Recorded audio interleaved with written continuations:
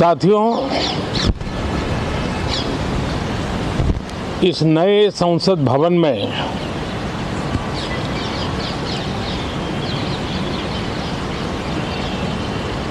जो पहला सत्र हुआ था,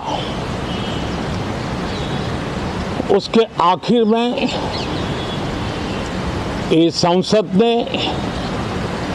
एक बहुत ही गरिमापूर्ण फैसला लिया था और वो फैसला था नारी शक्ति वंदन अधिनियम। और उसके बाद 26 जनवरी को भी हमने देखा किस प्रकार से देश ने कर्तव्य पथ पर नारी शक्ति के सामर्थ्य को, नारी शक्ति के शौर्य को, नारी शक्ति के संकल्प की शक्ति को अनुभव किया। और आज बजट सत्र का आरंभ हो रहा है, तब राष्ट्रपति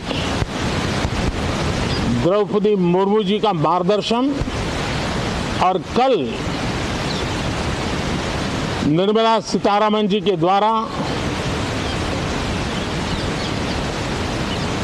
इंटरिम बजट एक प्रकार से ये नारी शक्ति के साक्षात्कार का पर्व है।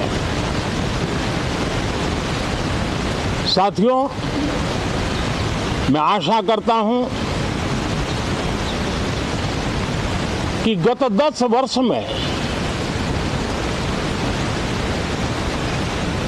जिसको जो रास्ता सूझा, उस प्रकार से संसद में सबने अपना अपना कार्य किया। लेकिन मैं इतना जरूर कहूंगा कि जिनको आदतन हुड़दंग करने का स्वभाव बन गया है, जो आदतन लोकतांत्रिक मूल्यों का चीरहरण करते हैं, ऐसे सभी माननीय सांसद आज जब आखिरी सत्र में मिल रहे हैं, तब जरूर आत्मनिरीक्षण करेंगे कि 10 साल में उन्होंने क्यों किया। अपने संसदीय क्षेत्र में भी 100 लोगों को पूछ ले, किसी को याद नहीं होगा, किसी को नाम भी पता नहीं होगा जिन्होंने इतना हुड़दंग हो हल्ला किया होगा। लेकिन विरोध का स्वर तीखा क्यों ना हो, आलोचना तीखी से तीखी क्यों ना हो, लेकिन जिसने सदन में उत्तम विचारों से सदन को लाभान्वित किया होगा, उनको बहुत बड़ा वर्ग आज भी याद करता होगा। आने वाले दिनों में भी जब सदन की चर्चाएं कोई देखेगा, तो उनका एक एक शब्द इतिहास की तवारीख बन करके उजागर होगा।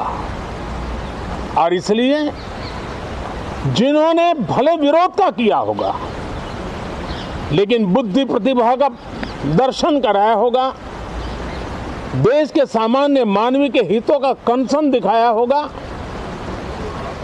हमारे खिलाफ तीखे से तीखी प्रतिक्रिया की होगी, उसके बावजूद भी मैं अवश्य मानता हूं कि देश का एक बहुत बड़ा वर्ग,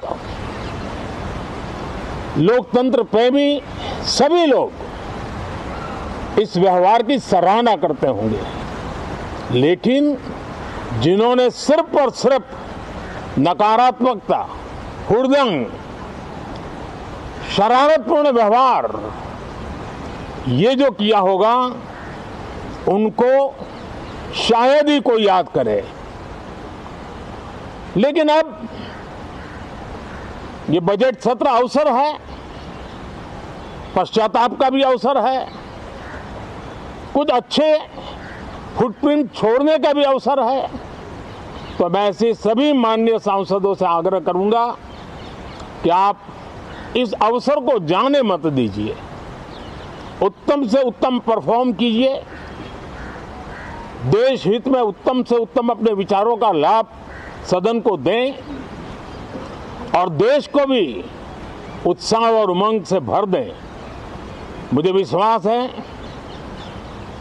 आप तो जानते ही हैं कि जब चुनाव का समय निकट होता है तब आमतौर पर पूर्ण बजट नहीं रखा जाता है।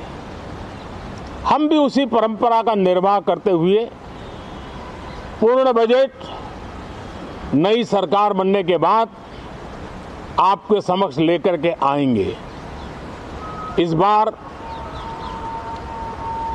एक दिशा निर्देशक बातें लेकर के देश की वित्त मंत्री निर्मला जी हम सब के सामने कल अपना बजट पेश करने वाली है। साथियों, मुझे विश्वास है